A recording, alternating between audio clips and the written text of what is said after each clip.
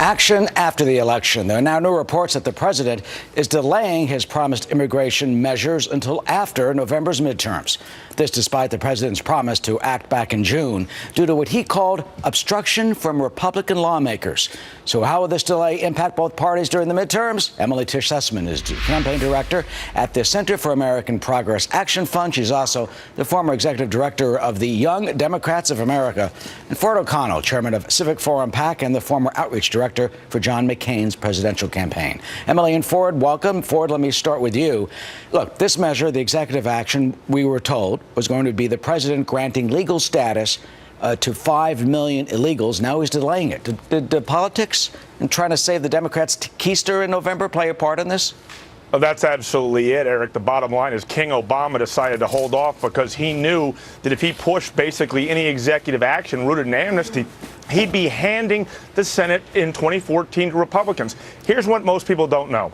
Many of these states that the key Senate races are being fought in are states that Mitt Romney won with a more diverse electorate, and they're also states that don't have a high Hispanic population. He knows that if he did this, he'd be giving the Republicans the Senate, and that's the bottom line. He likes to play election games, and that's all that's going on here. Emily, is this an election game?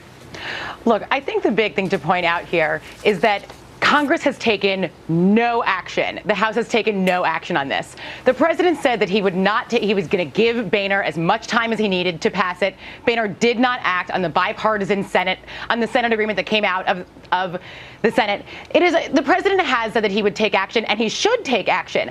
But I do think that implicit in what Ford is talking about is the fact that national Democrats that are in these Senate seats all over the country are actually faring much better than people anticipated in states that the president did not win.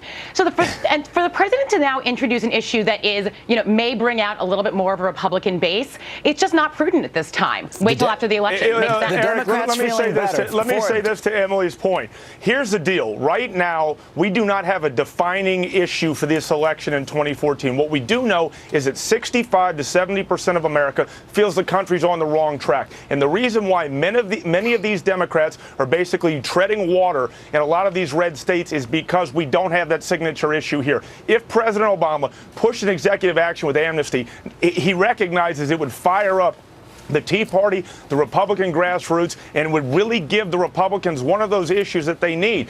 Case in point, New Hampshire, for a while, Scott Brown was trailing Jeanne Shaheen by 20 points. Once he focused the spotlight on amnesty and what happened with the southern border crisis, he's now trailing by 5. This wouldn't just give the Republicans the Senate, it would open the floodgates, Eric. Well, not only that, Emily, they're not the only people being outraged. You got the immigration advocates saying that they're outraged over this decision, saying that the president has broken his promises, and they're severely disappointed. So what happens when, on one hand, this decision apparently is firing up some on the right, as you can see what Ford just said about what's happening in New Hampshire, at the same time disappointing the president's base?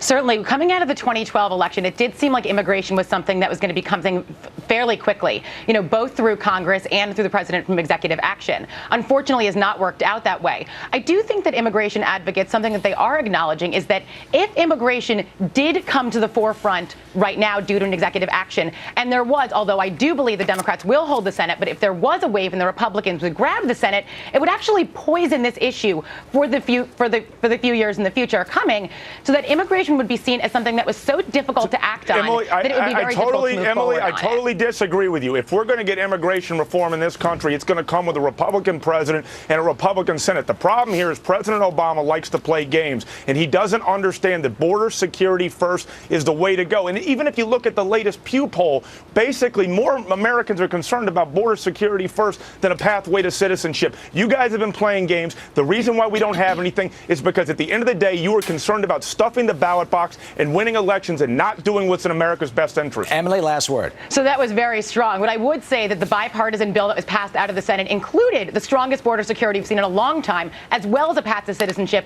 with the majority of Americans' support. If this bill came to the floor in the House, it would pass and the president would sign it into law. Well, we know this. The election's going to happen. They're not going to have any apparent reform. The president's going to do it anyway after the election. So we'll be debating that after that happens.